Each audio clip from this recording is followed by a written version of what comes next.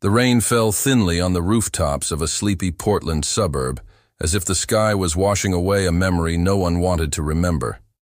It was almost 3 in the morning when the security camera sensors caught the figure. A slight body walked with slow, heavy steps, like someone carrying on their shoulders a past that never found shelter. The house lights flickered as she walked down the hall, as if the place breathed in recognition of her. The garage door was ajar. Not by accident. There was something there, a subtle vibration in the air, as if time was suspended between what was experienced and what should never have happened. Inside the house, the silence was thick. Each room seemed to contain a secret that still whispered on the walls. Old photographs in misaligned frames hung lightly on the peeling walls. The carpet, previously beige, now bore the invisible marks of footsteps that had gone and never returned. She walked slowly, her eyes fixed on something only she could see. A reflection of the past, perhaps.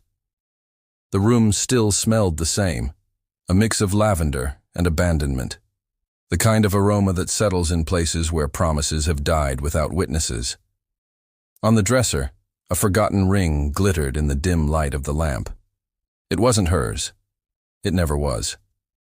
But she played it with the delicacy of someone trying to decipher an answer in the middle of an emotional enigma.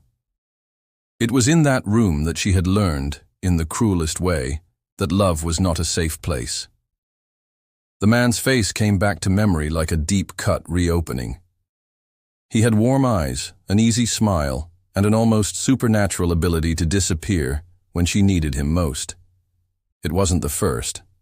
And strangely, it wouldn't be the last, because there was something inside her that always chose the same kind of pain disguised as passion. On the days he appeared, everything about her lit up. It was as if the world gained color, texture, and sound. But when he was gone, the silence left behind was deafening.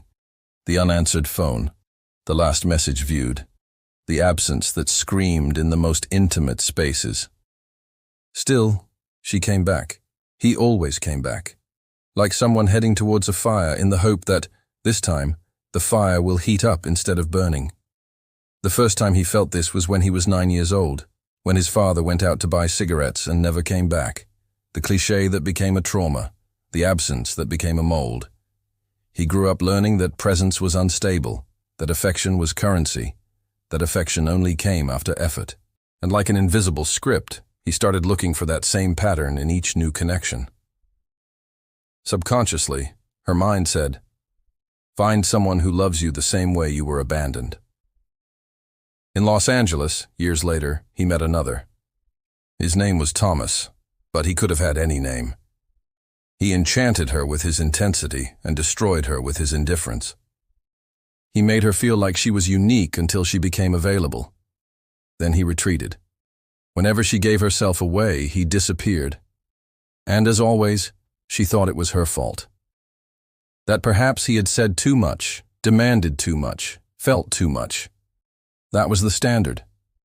A cycle of attraction to the unattainable, of desire for those who were not emotionally available. As if the heart, conditioned to rejection, always seeks the same type of incomplete love. Because loving someone who doesn't reciprocate seemed paradoxically familiar. Like visiting a house that is falling apart, but where you already know where the cracks are. The psychologist once said that she didn't fall in love with the wrong people. He fell in love with people who reflected his unhealed wounds, and it left her breathless for weeks, because she understood that she was recreating, in each new novel, the same scenario of the original abandonment. I hoped that by finally being chosen by someone unavailable, I could erase the pain of not being chosen sooner. It was a search for redemption. But redemption never came. Only different names came with similar absences. Promises said with the eyes and never fulfilled with actions. Kisses that were full of confusion. And the same feeling of being almost enough, but never enough. In that house, on that rainy morning, she was not looking for revenge or reconciliation. I was searching for understanding, of answers that were perhaps hidden in the details. In the small objects he left behind. In that shirt folded on the chair. In the book she lent him, and he never read. Everything there seemed to testify to a relationship that only existed when it was convenient for one of them. She sat on the cold floor, facing the mirror that still had fingerprints on it. She didn't recognize herself. Tired eyes, dusty soul. But there was a spark there. Something that said, enough.